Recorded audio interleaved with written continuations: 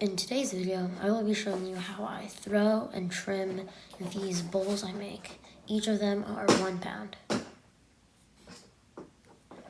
After quickly wedging my clay, which is 3 pounds in total, I use earthenware clay. This clay is soft and these bowls are just practice bowls, meaning that I won't fire them. Instead, I won't glaze them or even put them for bisque firing.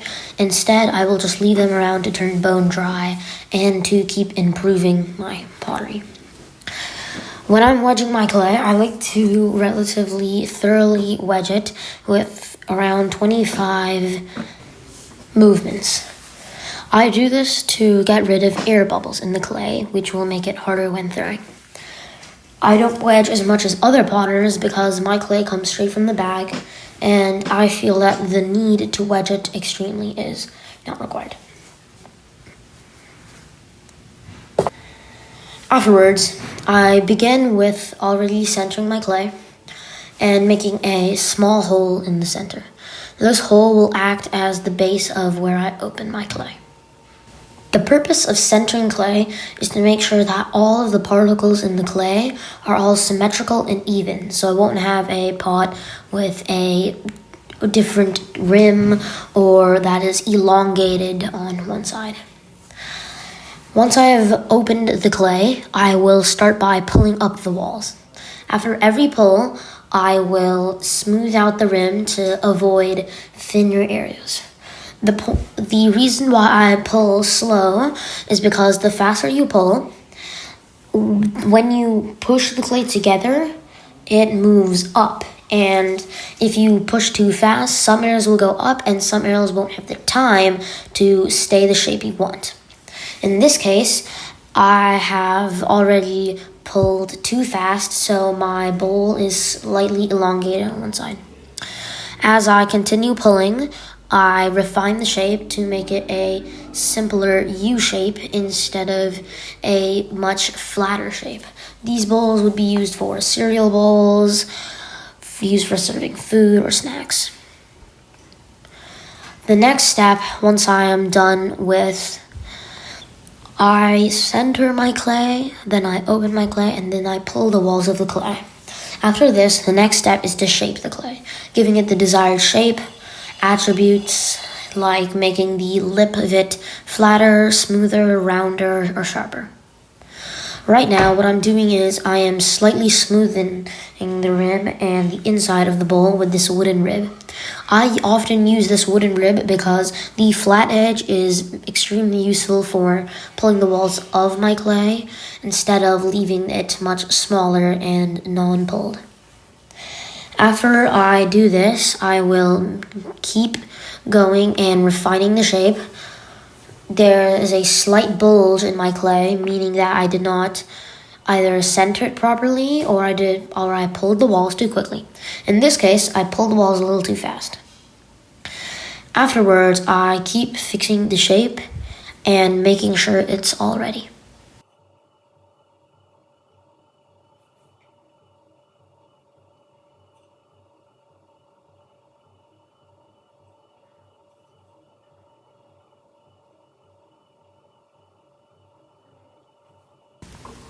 Once I have the shape of the pot I want, I will grab my first trimming tool to get rid of the base of the pot.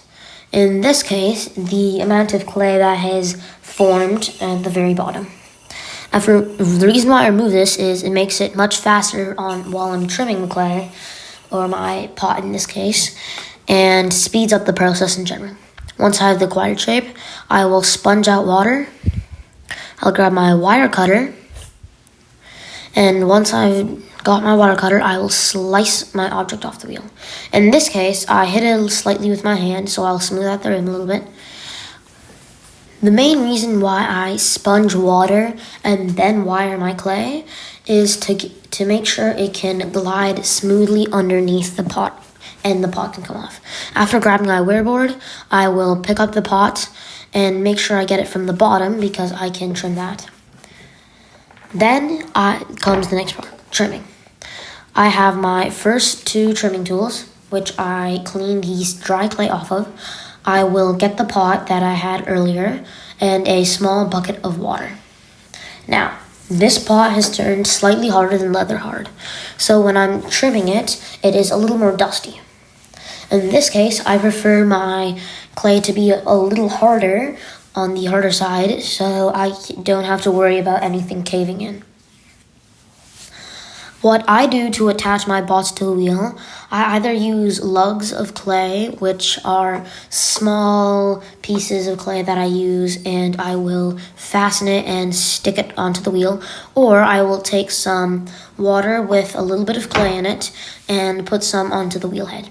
Afterwards, I will rub the pot in a circular motion. This melts the first layer of clay on the lip and makes it stickier. After a while, I will pat it down and make sure it's all stable. Once it's all centered and ready to go, I will grab my first trimming tool and start trimming. I trim all the rough edges off, and eventually I'm left with a pretty seamless product. In this case, I am making the shape a little more seamless and more circular.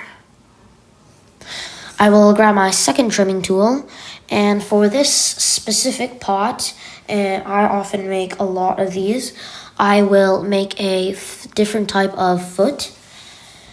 I will carve the outside until I have an angular foot, and right below that will be a hard ledge.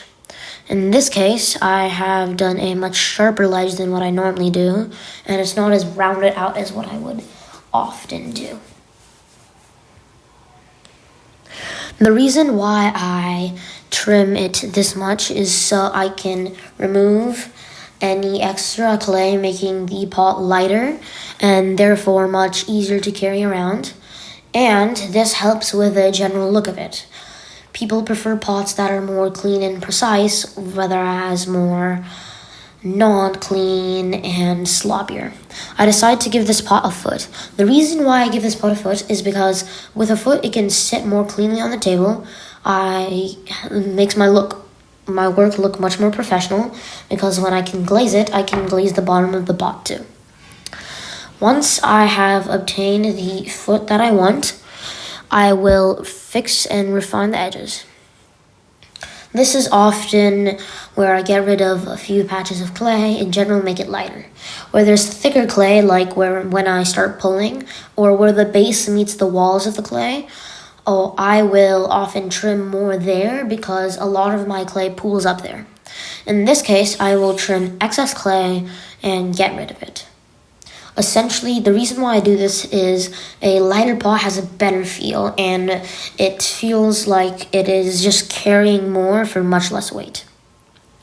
After using this pottery tool to slightly round out the edges, I feel like this is a pretty satisfactory product in general currently, and I will keep removing a little bit of excess clay, making it more angular and making sure my foot is all well.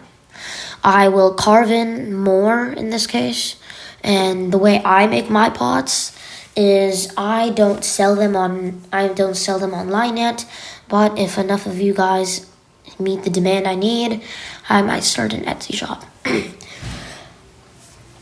Once I have gotten a required foot, I prefer to trim it out a little more and really make sure it's either angular or much smoother and circular. Angular pots have a feel of precise, sharp, cut, and extremely professional, while smoother pots, more circular pots, have a smoother, cozier feel to it. In this case, I'm going to do a little bit of both with the mesh of the angular foot and the smoothness of the rest of the pot. Once my pot is truly satisfactory, I will use the rounded edge to give it a smoother feel, because if I bisque fire pots, all these sharper edges will turn furthermore sharper, and when I glaze it, it will get slightly more covered by the glaze. In this case, I do this because writing my name on the bottom, it can sometimes dent the clay and ruin a pot. I've had that happen on a few occasions. Once I feel that my product is completely satisfactory, I'll pop it off the wheel. In this case, this was really sewn onto the wheel. I'll give it a slight rounding, show the final product. And that's that for today's episode.